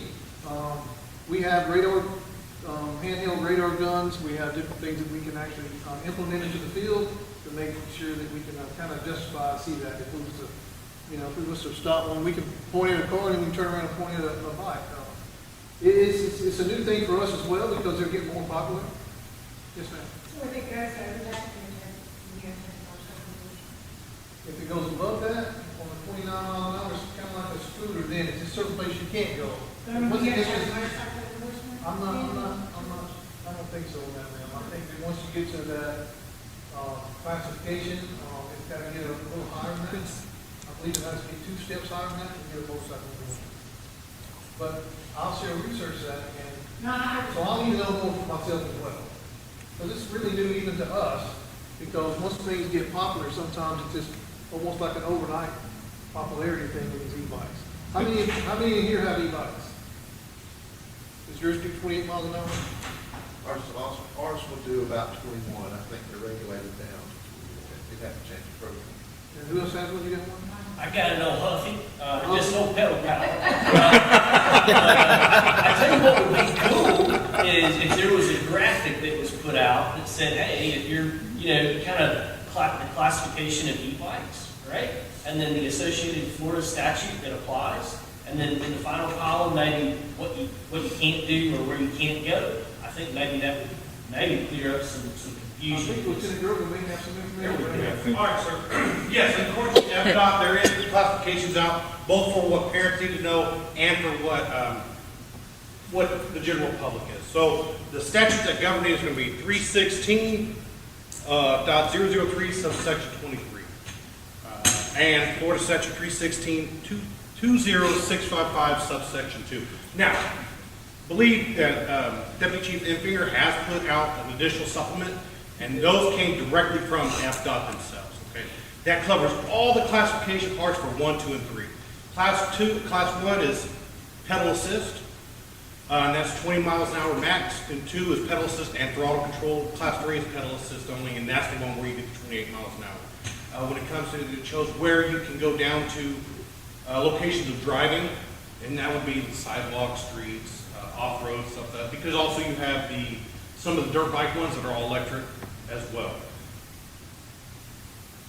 Now these things can be classified more stringent once we look at the local municipality codes. Like what you guys are doing for the charter, you guys can start looking at that to restrict more of access, where we can go, stuff like that too. So when it comes down to citing these individuals, say if they're minors, unfortunately those citations will go to parents more than not. Same thing associated with you guys with golf carts or low-speed vehicles that we utilize too when the underage 15 and below are driving them. Unfortunately, it comes down to the parents allowing them to operate those vehicles.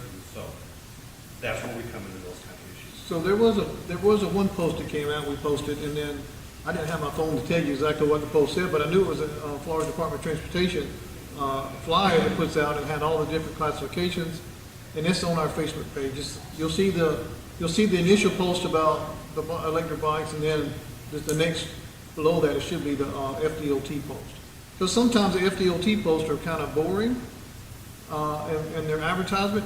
Not this. I'm not as. Tons of graphics. Yeah. It I'm kept sorry. me interested with that. So I say boring, I say that they're not as flashy, so you have to put something flashy out there to catch everybody's eye, because everybody's got these scrolls, so you gotta have something to catch your eyes, and so that's what the first one was, and then follow up on that.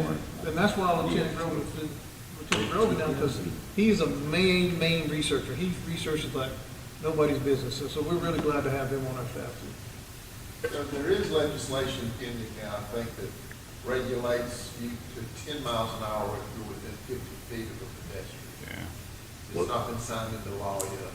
I think they're projecting July, is when it's supposed Right, to be that'll probably implemented. come across the legislative floor, and then we'll see those implemented around July. And a lot of the reason too, because not only our rails are trails, but a lot of places have sidewalks that are 8 feet wide.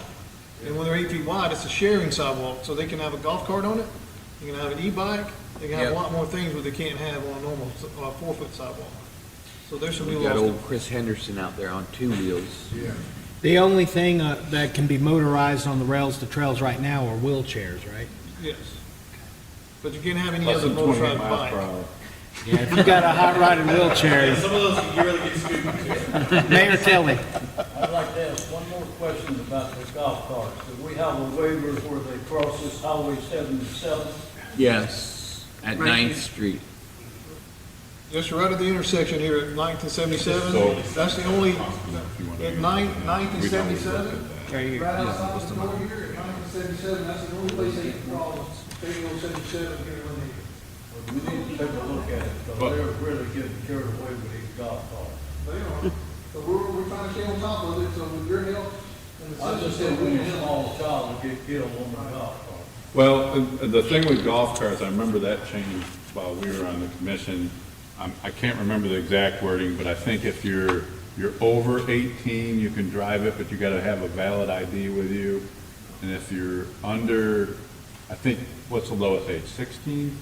16 would be the line. 16 is the. But they have, but if you're 16 under, with license, 16 with license. but if you're under 18, you have to have either a learner's permit or a driver's license, I think, something like that. Yeah, 16. Some people say, well, I'm 14, I can drive it, but no, that's what the law, the legislature put that law in there for safety reasons, so. Well, just But to, the parents have been calling me, I don't know why they call me, Because you're the mayor. small You'll children. always be the mayor. Is driving them all around town. Well, have them call At us. their school. I'll have them call. You Point- got my number, so give them my number, tell them to call me. quick point of clarification, is the minimum legal age, I remember seeing the state senate draft of the bill, and it said you had to be a licensed driver, a minimum 16. Used to be 14, and then they upped it. We had a issue in my neighborhood, in fact, where there was a 15-year-old girl driving around her dad's golf cart. And the mom literally pulled up the Lynn Haven Police Department website where it showed that 15-year-olds could drive as long as they had a learner's permit. And you guys were like, okay, and you left. So I'm very curious. And she actually put out a whole post and was like, hey, for everybody, and I distinctly remember it because she said, for whoever called on my daughter, here's the rules. And she posted a screenshot from Lynn Haven PD website, and it literally said 15 years old or older with a license. And I assumed that was a learner's permit because a 15-year-old doesn't qualify for a driver's license. So how long ago was that? Yeah. Legislature changed. Last fall. No, it was since the legislative change because it used to be 14, and then Right. it looked like everything was 16. But on our own webpage, it showed 15. I thought it was with a licensed driver. We had to be a licensed driver. Driver. So, Because a learner permit classification is classified no matter what you're operating. well, and this is before my time in office. I just remember seeing it, and I literally researched it in the state senate draft that you can go Google what they actually proposed at Tallahassee. It said 16. But on our own website, as in Lynn Haven PD, it literally said if you Google it, you literally pull up and it says 15 years or older. Well, we'll verify that. I don't mess with Lynn Haven's, their website, sir. I will double check on that. Please let us know. I mean, it's a minor thing, but, ultimately it comes down to the parents, and God forbid a kid get hurt, 15 versus 16. Then we gotta look in the vehicle 2103. 2103. Yes, ma'am. To go along with that, recently, a 14-year-old boy was riding an e-motorcycle in California. Now, his mother had already been warned about this because he'd already been riding one, so she got him a new one. And he hit an 81-year-old veteran, and he's fighting for his life now. So the mother is going to be charged for what the son has done because the son is a minor. Yeah. And that is normally the case because especially once if law enforcement ever becomes involved in it and they've already educated somebody and they are parents or somebody allows them to do it again, they'll do that. Or if you facilitate something with a weapon or a vehicle, or if you allow that to happen, then you're going to be in trouble. Yes, ma'am. I don't think the parents are allowing them to drive. I think what they're doing, they're coming home from school and then they're getting on the golf cart and doing their thing. Well, the parents can also disable the golf cart if they need to, so that's another thing. Take the key. Yes, ma'am. So to be on the street, a golf cart is supposed to be street legal. It's supposed to have certain things like a triangle in the back, and is that correct? Is that a state? Brake lights. They're going to have certain things to be on the streets, yes, ma'am. Is there any way that the city can give a little tag or something to people that have golf carts that have passed that requirement? Because some of them don't have anything on it. You can tell there. That would be very hard for the police department to keep up with. So No, I just, So they do that on, let's say Panama City Beach, in order to operate your vehicle or golf cart in certain areas. right. For commercial wise, if it's commercial rental, they have to have tags on it. But if you have your own personal one, there's no tags on that one. But if it's a commercial one, they have tags. So Lynn Haven became a golf cart community. When that happened, it's just a magnitude of golf carts. So I'm not saying it's not possible. I'm just saying if we haven't done that, it might be challenging. But everything can be done if you have the manpower. So I don't mean to check, just random checking. I'm talking about, some kind of. We used to have to So register. if Like a it's registered, registration. like if you're registered, you get a sticker that you're registered and it means like a state, like an inspection sticker. Right. Well, that's something that can be, discussed, but it can be, Yeah, I know that. yeah, it would have to go before the commission and do it from that way. But anything's possible. But that is an option then for the commission to kind of. Yes, ma'am, you can speak to your commissioners about that. So the ordinance, the city ordinance says, the operator is a person who is under 18 years of age possessing a valid learner's driver's license or valid driver's license, or a person who is 18 years of age or older possessing a valid form of government-issued photographic identification. That's the ordinance. So that's what we need to That check matches against what the state. says. That's what I would I think honestly, it's gonna be state, but I'll look at it and make sure. I'd honestly like to just do a double check. I'm not against, When I leave here in a minute, thank you. I remember when we passed that, we were matching state requirements. yeah, so anytime you have, because the city can't supersede state law, so. Right. And that's why it has to, if that ordinance has to be, but I'll double check to make sure that what our ordinance says, what the state says. Right. I think what it was, if there was an adult, if they had a learner's permit, just like in an automobile, if there was, then a 15. Well, there's some exceptions to the state, and not only the. Yeah, and not to get in a rabbit hole on this, but Johnny, it doesn't say anything about them riding with a parent as long as they got a learner's. They've got a learner's permit. Yeah, So I'll research that some more, and then I will get back with the mayor. Yeah, I'd like to know what the final state bill was, because I read the state senate's draft that was submitted, and it said 16 and older. You had to have a valid driver's I knew license. they were. 16 to 18. Yeah, 16. The city ordinance, or we talking about the law itself? Well, he pulled up our city ordinance where it says, with a learner's permit, 15 years old. That's- Well, I just read it back there, 66-6, subsection D, subsection 1. It's an individual 18 years old with a valid. I mean, there's some of the verbiage in there is a little off-putting, if you will. But We just need a What valid. we'll do is, we're gonna look at the legislation, and we'll look at the state law, and we'll look at our ordinance, and then I'll get back with the mayor, and then he'll know that he. Thank you. I remember when we passed that matching what the state. And normally they do match, normally it's always match. That's what I would assume, but the 15-year-old with the learners is where I'd like clarity. It only stipulates 18 years of age. The valid permit, valid license. That's the state. For the state law. That's the city municipal ordinance. I'm looking at it right here. Canvas is clear. Animation is still on the. First one's getting like exactly on the beach ball. And now it's still on the. Yeah. Under 18, valid learner So what they're talking about, they got a sidebar going about brake lights and no lights, so it's different from after hours and under. There's some difference from daylight time and nighttime and. I thought you couldn't drive a go-kart after dark unless it was street legal. It has to be street legal after Yeah, dark. It has to be after dark. headlights, brake lights, turn signals, has to be all that after dark. So there might be some education opportunities. The windshield has to be right. They're having a little meeting. Yeah. Yes. All right. Well, thanks, guys. We're gonna, we've divulged into 3 different sidebars here. What did you guys come up with? As you, What you're saying, it doesn't stipulate, but you have to be 15 obviously to get a valid learner permit. Right. It's just, like I said, the verbiage is what we discussed, is 18. so if y'all could clarify that for us and let us know, it would probably not be a bad thing to do just a public awareness campaign.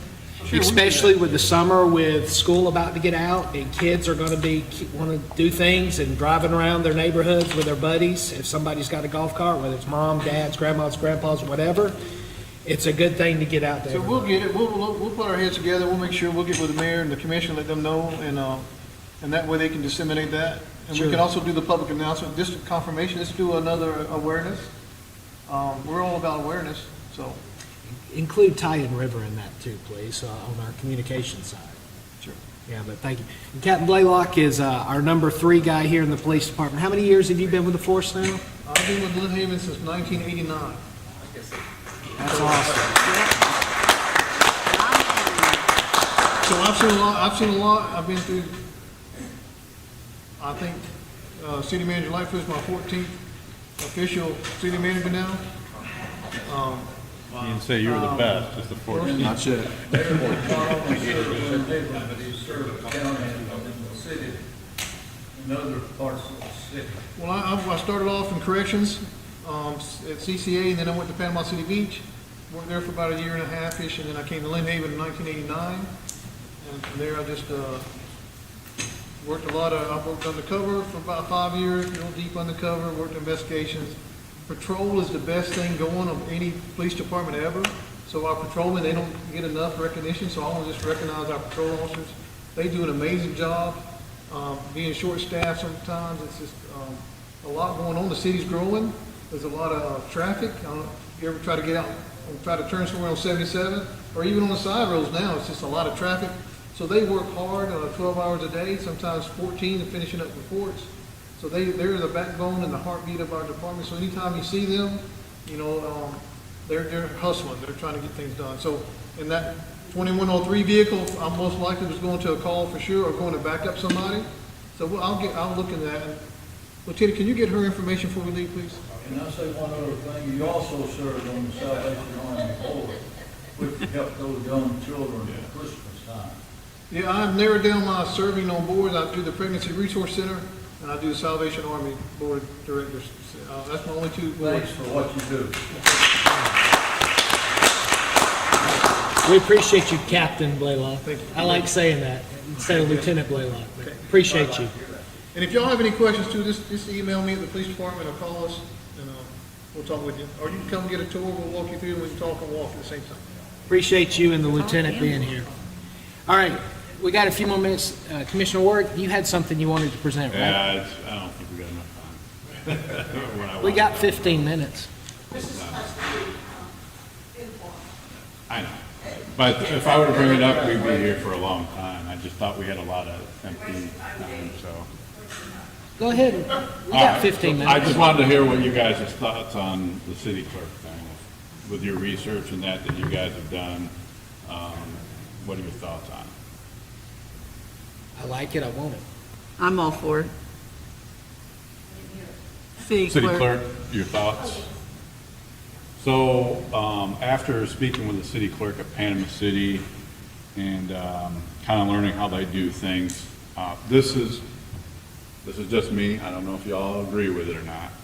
This is kind of what I'm looking at as far as an organizational chart, if this ends up passing. I'm personally, and I know with what the charter states, it says they have all these duties, and then it says something like we can, as a commission, we can give them additional duties. I got some questions on that with the city attorney I want to ask, but I'm a proponent that the city clerk is also the treasurer. Oh. And the reason I'm a proponent of that is because any revenue or expenses will go through an independent person being the city clerk. And that city clerk, any checks that are signed will be signed by that city clerk and the mayor. And the reason I like that is, we set the priorities for the city. The city manager has the budget. Anything that he wants to spend has to go through another person to make sure that we have enough funds in the account, that's being utilized for the proper fund. It's all legit. So if we do that, this is the way I foresee it forming. So the clerk would actually be the treasurer, and then there would be a deputy clerk under that. And then, like Kiki's team, you see there where it's got the treasurer, and like the team she currently has would fall under that. And then you have the billing department with all those customer service representatives. The one thing that's missing here that I kind of had to go through and research is the procurement manager.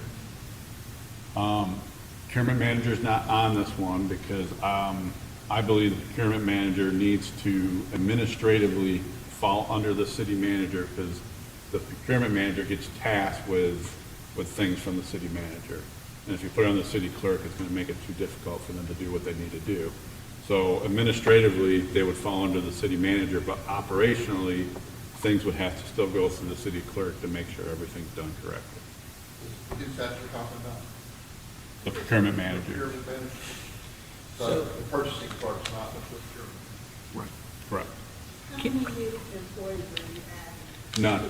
None? None. You're just changing the titles? So that. Now, I'm sure once you add some of these positions, since they'll have additional duties and that, I'm sure they'll have to, their salary would have to increase.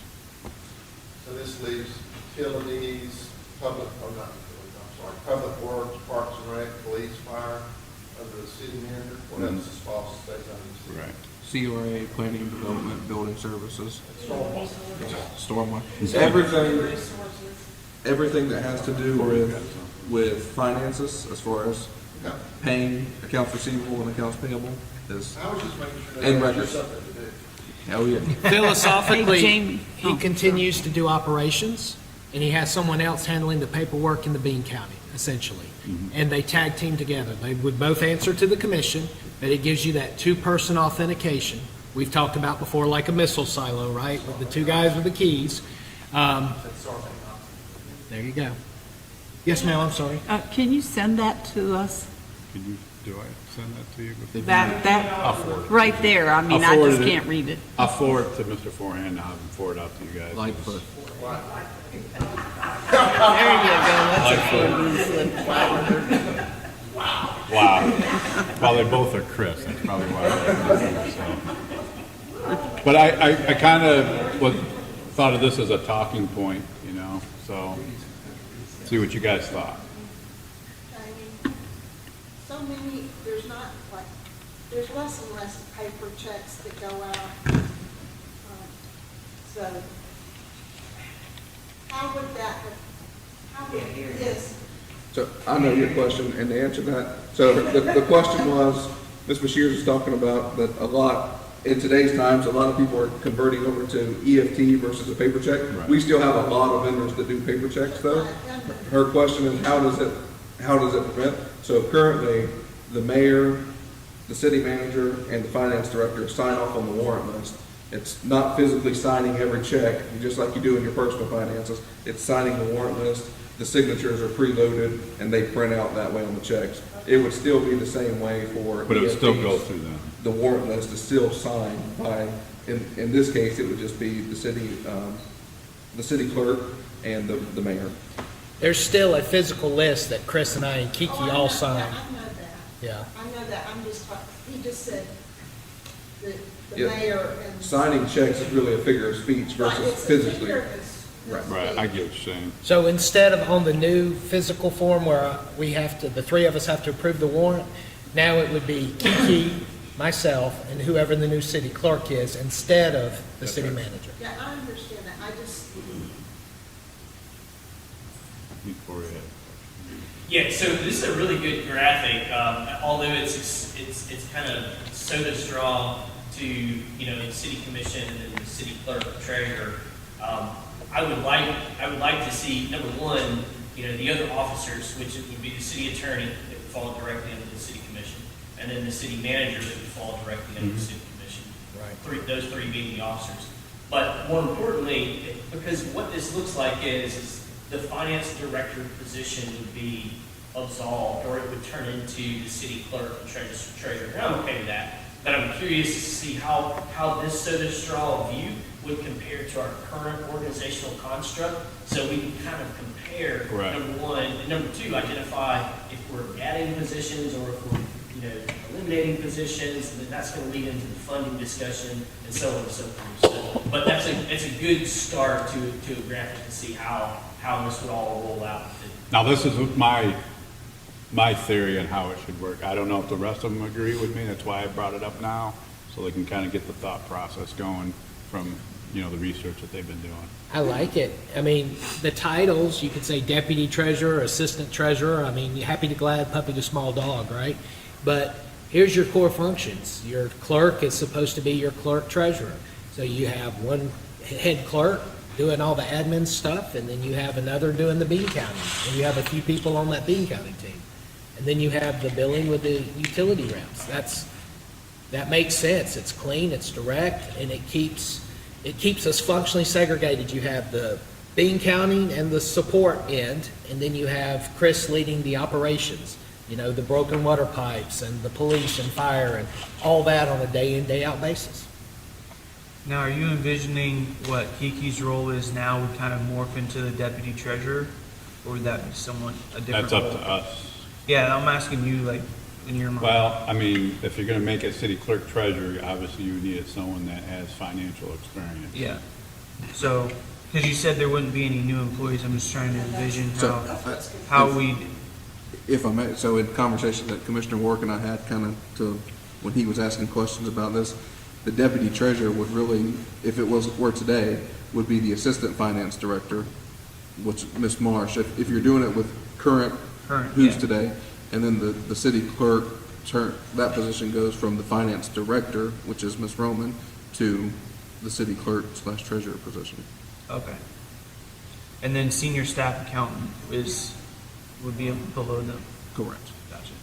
All right, I'm following. And the way I see this is we hire the city clerk / treasurer, and then they hire all those other people. That's correct.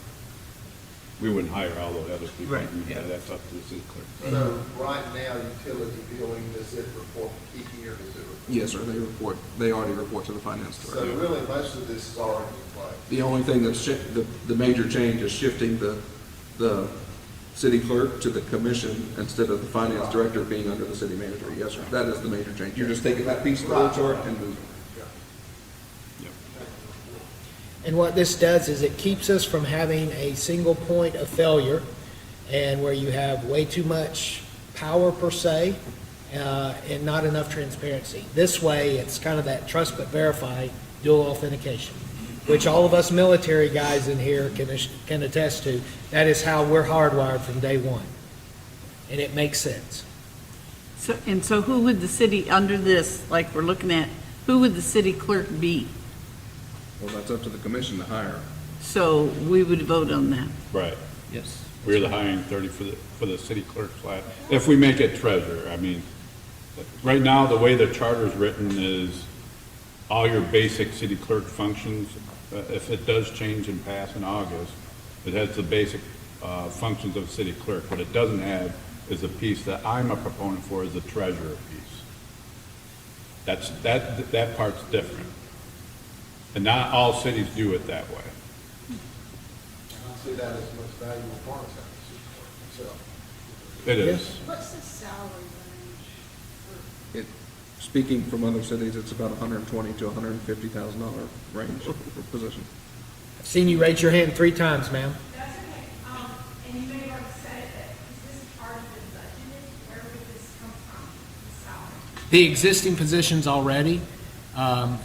So literally, it's just an org chart. Like, for example, right now, if the commission was to appoint Ms. Roman, Kiki Roman, our finance director, to be the city clerk treasurer, she basically is already doing that job largely. It's just literally pulling her over from reporting to the city manager to the city commission. So she becomes his peer. Now, she might get a bump up if the commission determined that as appropriate, you know, for the higher level responsibility. But other than that, the rest of the structure underneath Ms. Roman stays in place. It's not an additional position. Correct. So Doing it this way. But I foresee some of this, there's a few of the salaries would probably increase. Because if it ends up being Ms. Roman, city clerk treasurer, she's going to have additional duties. But it would also have to pass on the referendum. And then not only would it have to pass on the referendum, then we would, once it passed, then we could budget it out and then start looking at hiring.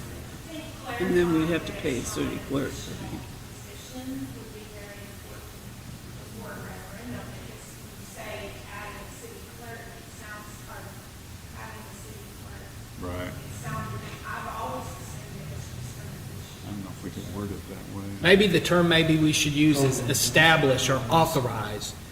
The referendum Right. isn't- Or convert, retread, you know, whatever, or convert the finance director to be the city treasurer, clerk Yeah. treasurer.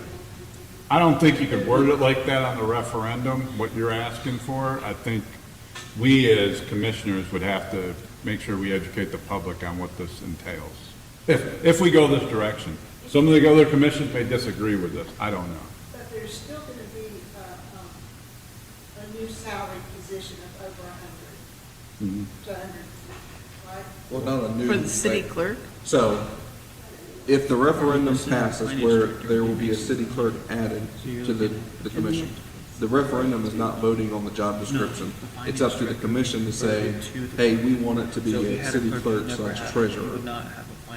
10 years from now, a commission could come in and say, hey, we don't want a city clerk / treasurer. We just want a city clerk. We want the treasurer duties to go under there. So you don't want that in the charter to limit that to have to go to referendum. It will be on the referendum to add a city clerk, and then it will be up to the education from each commissioner of how they intend to do that, to educate the public on, is it gonna be budget neutral, or is it gonna be a whole other position that adds to it? This is what I foresee happening is, if the commission decides to go this direction, with the way the charter language currently is, and I like the way the charter language is, so it gives us some flexibility when we initially formulate that position. If we determine later down the line, this works and we want to keep this permanent, then we could change the charter to state clerk / treasurer. If not, then we have the flexibility to move it back, where the treasurer piece moves back under the city manager, but you still have the city clerk piece. Does that make sense? I'm with Mr. Bashir's. I think that that's kind of the main reason you'd want to have a clerk to begin with, is on the treasurer side of things. Yes. So, I like it. Especially since I was under the same assumption as Sarn, that it would be a completely new added position, which would add quite a bit to the budget. So if we're able to do it this way, Right. that's I think it's fantastic. So. And let's just say Kiki, you know, is the person we decide to hire for this or task with this, and we give her a, I don't know, $10,000, $12,000 a year pay bump for the extra responsibility. That's still way cheaper than a new $120,000 position, right? So, I'm confused. okay. You gonna clarify? What is it, Ms. Bashir? What do you want to clarify? Well, my understanding that this was going to be a new position, a new person coming in to, It's a new role, not necessarily a new position. I know we're throwing names out there. yeah, But- because he's trying to retire, so, but that's, You know, though, that's actually a good thing, because what she could do, yes, it is. Well, we could keep her a little longer. Let's say, for example, we bring Kiki in and make her the new city clerk treasurer. She wants to retire. Let's say she agrees to stay on for a year and a half or 2 years. She truly establishes the position, makes it her own. She knows she's got all the depth and knowledge of how finances work at this city. Then she literally helps the commission onboard a replacement who could be a 15, 20, 30-year person, and the position gets competed openly, transparently, fairly, and we bring in the best guy or gal we can get, and we make them part of the team, and they're here long-term. They're another Captain Blaylock, serving decades, right? So Kiki comes in as the honest broker, knowledgeable broker, makes the position, and then departs the pattern. Basically, it's what this does, it takes the current finance department leader, makes them the city clerk or reporting structures exactly the same. But with the title of treasurer. Kind of get the cart before the horse, but Except you could- over the commission, Private contract opposed to city manager. 3 years. If I could clone Kiki, I would be a happy camper, but wanting to use her knowledge and skills and ability to help us make this position brand new, as we'd say in the military, nailing jello to the wall, trying to form the initial construct and normalize all of the reportive and administrative things with the commission, I think she's arguably in the best position to help us do that short term. First thing we gotta do is get the referendum. Right. Yeah. Right. But I just want to throw it out there so that everyone knows what's on my mind. You guys may or may not agree, I don't know. Well, as we wrap up, we literally are 2 minutes over now, 11:02. We've had a small audience today, but I appreciate y'all. Y'all have been a lively one. Everybody's been engaged. Literally every single one of y'all in here have talked and engaged. We appreciate that. We appreciate Mayor Kelly being with us and all the regulars. Any final shots before we wrap up and head our separate ways? Keep up the good work. Thank y'all. Y'all have a great weekend.